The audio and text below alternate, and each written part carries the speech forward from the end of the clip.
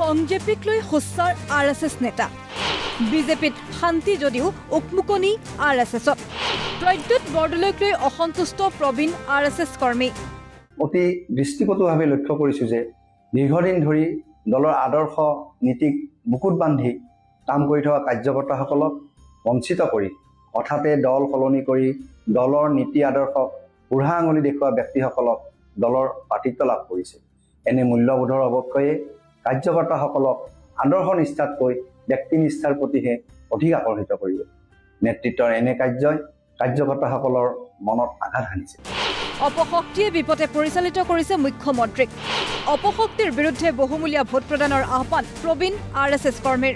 দুৰ্ভাগ্যজনকভাৱে আমাৰ জনপ্ৰিয় মুখ্যমন্ত্ৰীগৰাকীক কিছুমান অপশক্তিয়ে বিপথে পৰিচালিত কৰি আহিছে। এই অপশক্তিসমূহৰ অহংকাৰ, ৰাইজক কৰা তুচ্ছ তাচ্ছিল্য আৰু তেওঁলোকৰ দুৰ্নীতিয়ে মৰমৰ মুখ্যমন্ত্ৰীগৰাকীৰ ছবিখন যথেষ্ট ম্লান কৰি পেলাইছে।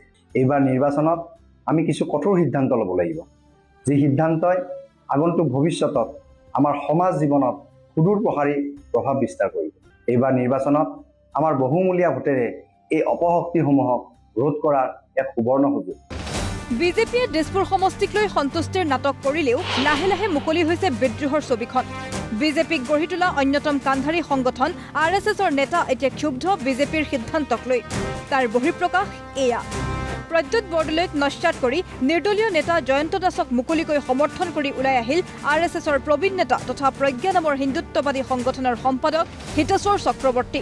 33 নং দিছপুৰ বিধানসভা সমষ্টি বিগত 35 বছৰৰ এক সুদীৰ্ঘ কাল নিজৰ জীৱন যৌৱন দলৰ কাৰণে অৰ্পণ কৰি দলটোক আগুৱাই নিয়াত গুৰুত্বপূৰ্ণ ভূমিকা পালন কৰা জয়ন্ত কুমাৰ দাসৰ লগত প্ৰাৰ্থিত্ব প্ৰদানৰ ক্ষেত্ৰত যি অন্যায় কৰা হৈছে এয়াও আমি দুখজনকভাৱে লক্ষ্য কৰিছোঁ। মই দিছপুৰ বিধানসভা সমষ্টিৰ ভোটাৰসকলক আহ্বান জনাওঁ যে আপোনালোকে জয়ন্ত কুমাৰ দাসক ইটাৰ চিনত বিপুল ভোটত জয়ী কৰাওক। আপোনালোকৰ এনে সিদ্ধান্তই হ'ব নেতৃত্বক এই অন্যায়ৰ উচিত প্ৰত্যুত্তৰ।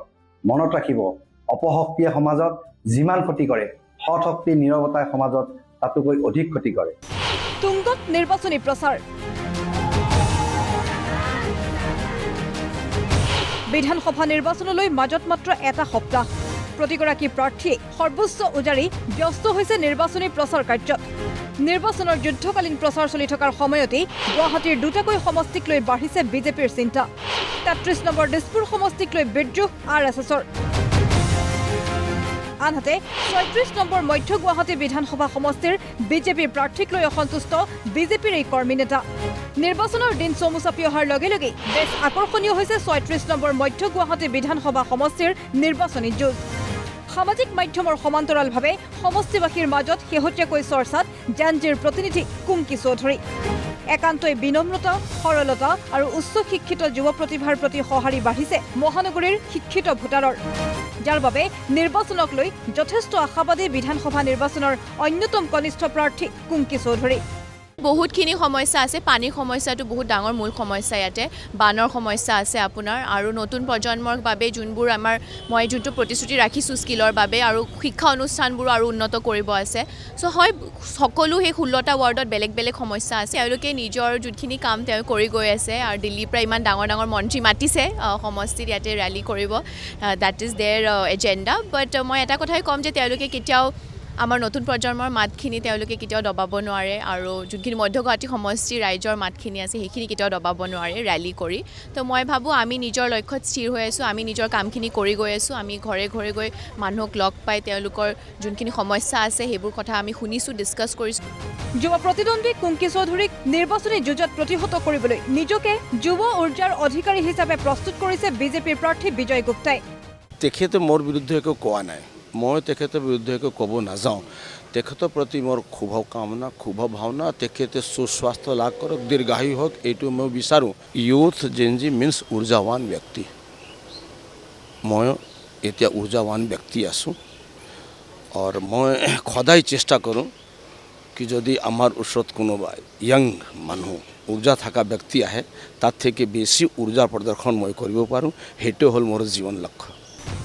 গুৱাহাটীৰ আন আন সমষ্টিসমূহৰ দৰেই 35 নম্বৰ নিউ গুৱাহাটী সমষ্টিতো চলিছে ৰাজনীতিৰ গৰম বতাহ। এফালে যদি দিন ৰাত একাকাৰ কৰি নিৰ্বাচনী প্ৰচাৰ চলোৱাত ব্যস্ত হৈছে বিজেপি প্ৰাৰ্থী দীপ্তিৰঞ্জন শৰ্মা, ঠিক একেদৰে বিজেপিৰ কুশাসন, মহানগৰবাসীৰ বিভিন্ন সমস্যা, বিজেপি চৰকাৰে কৰা প্ৰতাৰণা আদিক ঢাল হিচাপে লৈ নিৰ্বাচনী যুঁজত নামিছে কংগ্ৰেছ প্ৰাৰ্থী শান্তনু বৰা। মই বিশ্বাসীয়ে নহয়, অত্যন্ত আত্মবিশ্বাসী। আৰু এই আত্মবিশ্বাসৰ মূল কাৰণটো হৈছে ৰাইজৰ যিটো মৰম, ৰাইজৰ যিটো আশীৰ্বাদ আমাৰ প্ৰতি। অহা 3 তাৰিখে মাননীয় ৰাষ্ট্ৰীয় সভাপতি আমাৰ ইয়াত নিউ গুৱাহাটী বিধানসভাত এখন বিশাল ৰাজহুৱা সভাত তেখেতে অংশগ্ৰহণ কৰিব। পৰৱৰ্তী পৰ্যায়ত মাননীয় মুখ্যমন্ত্ৰী মহোদয়কো আহিব। গতিকে মই ভাবোঁ যে গোটেই অসমতে যি নিৰ্বাচনী বতাহ, এই নিৰ্বাচনী বতাহ NDAৰ সপক্ষে আছে।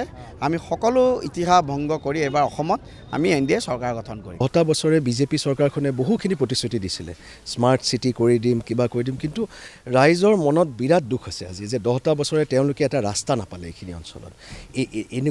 এনেকুৱা এটা অঞ্চল য'ত কোনো আমাৰ প্ৰতিনিধি নাহিলে ইয়ালে, বা বিজেপি দলৰ হয়তো নেতাসকল ইয়াত আহিবলৈ অলপ দিগদাৰ পায়, অসুবিধা পায়, কাৰণ বহুত পাহাৰ অঞ্চল।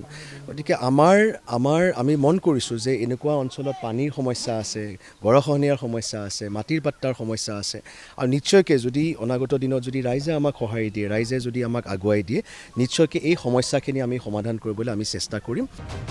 এনেদৰে এতিয়া নিৰ্বাচনৰ দিন চমু চাপি অহাৰ লগে লগেই ক্ৰমাৎ গৰম হৈ উঠিছে ৰাজ্যৰ ৰাজনৈতিক পৰিৱেশ তথা আকাশ বতাহ। নিউজ ডেস্ক ৰিপৰ্ট, প্ৰতিদিন টাইম।